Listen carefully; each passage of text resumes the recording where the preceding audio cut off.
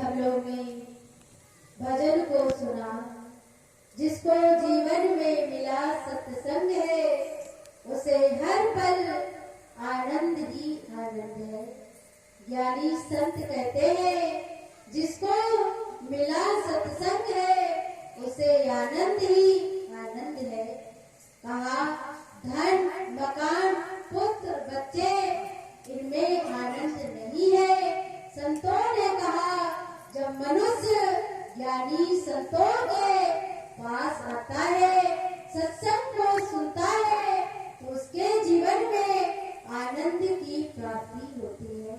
और जिसका जुड़ गया हरि से संबंध है, जिसका हरि से तार जुड़ जाता है, उसके जीवन में तो आनंद की ही प्राप्ति होती है।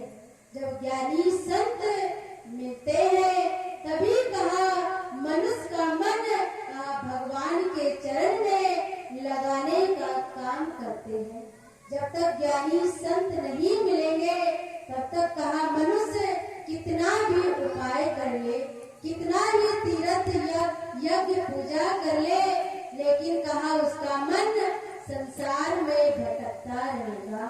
जब ज्ञानी संत मिलते हैं, तभी कहा उसके हृदय परिवर्तन होता है। जब संतों के पास जाओगे, तभी कहा उस नाम की प्राप्ति करता है। नारद जी एक बार जंगल के रास्ते से जा रहे थे। कहा वहीं पर वो एक रत्नाकर नाम का एक डाकू भी रहता था। संत जी जा रहे थे, तो कहा वो तलवार निकाल कर नारद जी के पास पहुंचता है और कहता है, जितना भी धन है वो मुझे सब दे दो। तो कहा नारद जी मुस्कुरा कर के बोले कि हे रत्नाकर, मेरे पास तो धन नहीं है, मेरे पास तो एक कमंडल है, अगर आप इसको लेना चाहते हो तो ले लो। तो कहा बार बार वो कहता है, अगर आप मुझे धन नहीं दोगे तो मैं आपको आज मार दूंगा। नारद जी कहते हैं, एक ही बात पूछते हैं कि जो धन को कमाते हो, जो लोगों को मार देते हो, क्या आपके घर वाले, आपके परिवार वाले इस पाप के अधिकारी बनेंगे? तो कहा वो बार बार कहता है कि आप मुझे अपने बातों में उलझाना चाहते हो, लेकिन मैं तुम्हारे बातों में नहीं आने वाला, मैं तुम्हें मार दूंगा।